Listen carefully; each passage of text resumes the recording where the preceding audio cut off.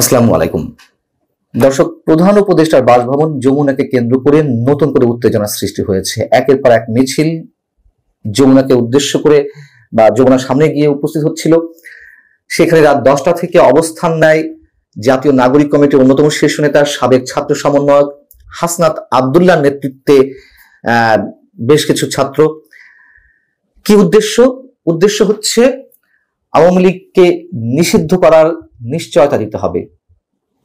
রাত 10টার সময় যখন হাসনাত আব্দুল্লাহ নেতৃত্বে একদল ছাত্র সেখানে অবস্থান নেয়, তার আগে তিনি তার ভেরিফাইড ফেসবুকে যে পোস্ট দিয়েছেন তা হচ্ছে এরকম: গণহত্যাকারী আওয়ামী লীগের বিচার নিশ্চিত ও রাজনৈতিক কার্যক্রম নিষিদ্ধের সুস্পষ্ট রোডম্যাপ না হওয়া পর্যন্ত বৃহস্পতিবার রাত 10টা থেকে প্রধান উপদেষ্টার বাসভবন যমুনার সামনে অবস্থান কর্মসূচি চলবে।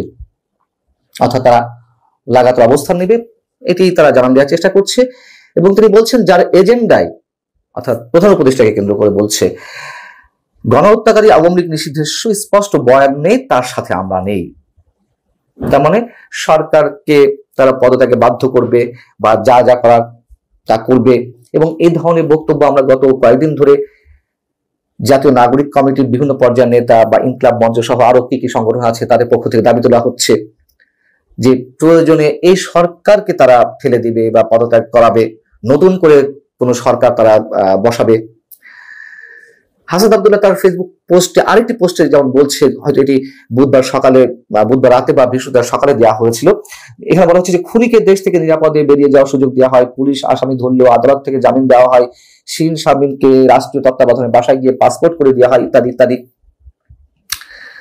কথা হচ্ছে যে এই যে এত এত দাবি তোলা হচ্ছে, কই আমরা তো এর মধ্যে সমাজের যে অসঙ্গতিগুলো, ভয়ঙ্কর যে বিপদ সংকটগুলো আমাদের সামনে রয়েছে তা নিয়ে কখনো কোনো কথা বলতে শুনছি না।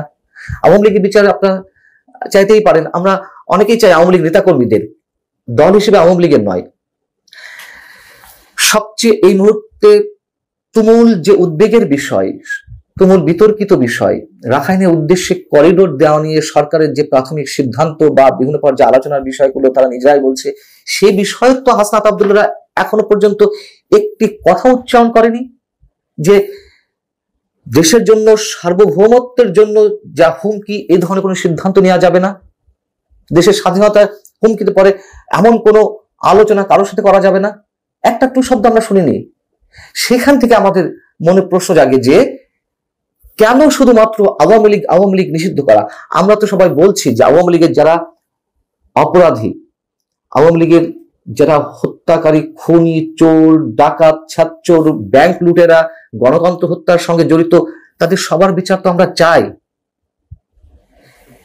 কিন্তু তারা তো সবকিছু বিচার চাইছে না, এবং তাদের রাজনীতির অন্যতম মূল পুঁজি, একমাত্র পুঁজি এখন আওয়ামী লীগকে নিষিদ্ধ করা, এই বয়ান সবার সামনে তুলে ধরা। যদিও এরকম অনেক কিছু আমরা তাদের মুখ থেকে বেরোতে দেখেছি, সংবিধান ছুঁয়ে ফেলা থেকে শুরু করে আরো অনেক কিছু, সেগুলো কিন্তু স্থায়ী হয়নি।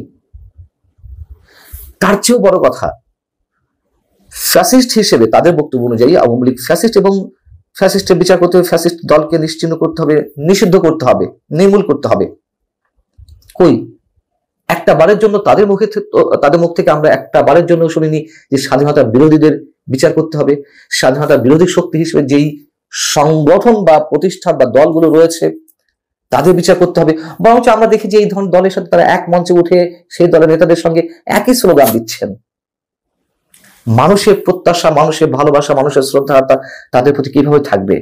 এবং এই হাসনাত আব্দুল্লাহ তো অবশ্যই অকুতোভয় সৈনিক, তারা শেখ হাসিনা বিরোধী আন্দোলনে যথেষ্ট সাহসিকতা পরিচয় দিয়েছে। কিন্তু সেই সাহসিকতা কেন একটা পর্যায়ে এসে মবে রূপান্তর নেবে? আমরা দেখলাম যে 5 আগস্টের পরপরই সুপ্রিম কোর্ট প্রাঙ্গণে কিছু বিচারপতির পদত্যাগের দাবিতে বা অপসারণের দাবিতে মব ক্রিয়েট করা হলো। শুধু সুপ্রিম কোর্ট কেন, বিভিন্ন দাবিতে মব ক্রিয়েট করা হয়, এখনো হয়। বিভিন্ন গণমাধ্যম আক্রমণ করা হয় মব ক্রিয়েট করার মাধ্যমে। তাদের প্রতি মানুষের যে শ্রদ্ধা, ভালোবাসা, স্নেহ ছিল সেগুলো থাকছে না, এটি চরম বাস্তবতা। সেই জায়গা থেকে তারা এখন তাদের একমাত্র পুঁজি আওয়ামী লীগকে নিষিদ্ধ করার দাবি তুলতে হবে, করতে হবে। আন্তর্জাতিক গণমাধ্যম আল জাজিরাকে দেওয়া সবশেষ যে সাক্ষাৎকার প্রধান উপদেষ্টার, সেখানে তিনি বলেছেন যে আল জাজিরা সাংবাদিকের প্রশ্নের উত্তরে যে আওয়ামী লীগকে নিষিদ্ধ করার বিষয়টি জনগণই নির্ধারণ করবে। সাংবাদিকের প্রশ্ন উত্তরে আবার প্রধান উপদেষ্টা বলেছেন এটি ইসিও দেখতে পারে আর রাজনৈতিক দলগুলো সিদ্ধান্ত নিতে পারে। এখন ইসি কি সিদ্ধান্ত নিতে পারে, এটি সিগনিফিক্যান্ট এই কথাটা। এর আগে আমরা আলোচনা করেছি, এই যে হাসনাত আব্দুল্লাহ যে তুমুল উত্তেজনা সৃষ্টি করছেন, ইসির মাধ্যমে আওয়ামী লীগের নিবন্ধন হয়তো বাতিল হতে পারে। এটা অস্বাভাবিক কিছু নয়, এবং এটাও অস্বাভাবিক নয় আওয়ামী লীগকে যদি নিষিদ্ধ করা হয়, সেটাও অস্বাভাবিক কিছু নয়। ছাত্রলীগকে নিষিদ্ধ করা হয়েছে এক কলমের খোঁচায়, নির্বাহী আদেশে, আওয়ামী লীগ কেউ করতে পারে। কিন্তু তাতে সমাধানটা কি আসবে? কাগজে পত্রে নিষিদ্ধ ঘোষণা করে দেওয়া হলো বা বিচারের মাধ্যমে করা হলো, যেভাবেই করা হোক না কেন, আওয়ামী লীগ নির্মূল হয়ে যাবে? আওয়ামী লীগের যে কোটি কোটি সমর্থক, অ্যাক্টিভিস্ট, তারা সব অন্য দলে জয়েন করবে? এবং আমরা দেখলাম যে বিএনপি যদিও চায় না যে আওয়ামী লীগের নিষিদ্ধ এভাবে হোক, তবে আওয়ামী লীগের নেতা কর্মীদের টার্গেট করেছে প্রায় সব দল। এনসিপির বিরুদ্ধে বা জাতীয় নাগরিক কমিটির বিরুদ্ধে তো এক ধরনের অভিযোগ রয়েছে, যারা কাউন্সিলর হিসেবে নির্বাচিত হয়েছে আওয়ামী লীগের, যারা স্বতন্ত্রভাবে বা আওয়ামী লীগ মনোভাবাপন্ন তাদেরকে দলে নেওয়া হবে, এরকম একটি বিষয় তো মাঝে বেশ আলোচনা এসেছে। আবার বিএনপির সিনিয়র যুগ্ম মহাসচিব রুহুল কবির রিজভী তিনি বৃহস্পতিবার বললেন যে আওয়ামী লীগের যারা ফ্রেশ তাদেরকে বিএনপি নিতে পারে, বিএনপি মানে তাদের জন্য বিএনপির দরজা খোলা। যাই হোক, এগুলো চলতেই পারে, এতে কোনো আপত্তি নেই।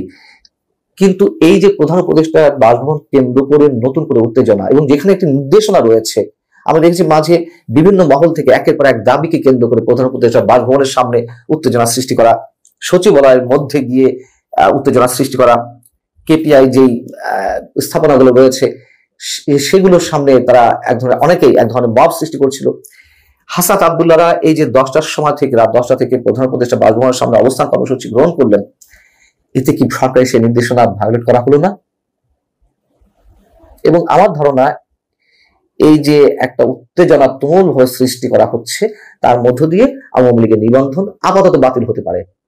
এখন সবকিছু তো দিনক্ষণ দিয়ে করা হচ্ছে, এরকম একটি ঘোষণা সরকারের পক্ষ থেকে আমরা নানানভাবে পাচ্ছি। যেমন গণহত্যা, মানে আওয়ামী লীগের যারা গণহত্যার সঙ্গে জড়িত যা বলা হচ্ছে, এবং এই গণহত্যার দায়ে যে মামলাগুলো হয়েছে, তার একটি অংশে অন্তত বিচার হবে নির্বাচনের আগে। দিনক্ষণ দিয়ে বিচারের রায় পাওয়া যায় বা রায় দেওয়ার মানসিকতা থাকে, এটি তো আমরা কখনো দেখিনি। আওয়ামী লীগের সময় বিচার ব্যবস্থাও কলুষিত হয়েছে, কিন্তু সবকিছু আপগ্রেডেড ভার্সন যেন 5 আগস্টের পর থেকে আমরা বিভিন্ন পর্যায়ে থেকে দেখতে পাচ্ছি। কিন্তু এই অবস্থাগুলো মানুষ কোনোভাবেই স্বাভাবিকভাবে নিতে পারছে না, এটি চরম বাস্তবতা। আল্লাহ হাফিজ, ভালো থাকুন সবাই।